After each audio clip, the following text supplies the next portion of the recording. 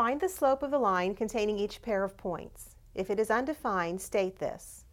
The points we're looking at are -5, 6 and -1, -3.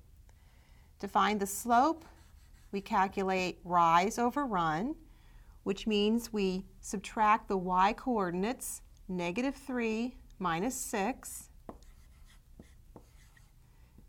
and in the denominator we subtract the x coordinates, -1 minus -5. Be careful to write the negative signs in correctly. In the numerator, -3 minus 6 is -3 plus -6, which is -9.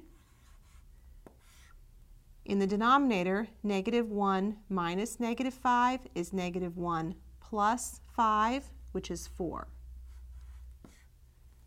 This does not simplify, so we can write that the slope m is -9/4.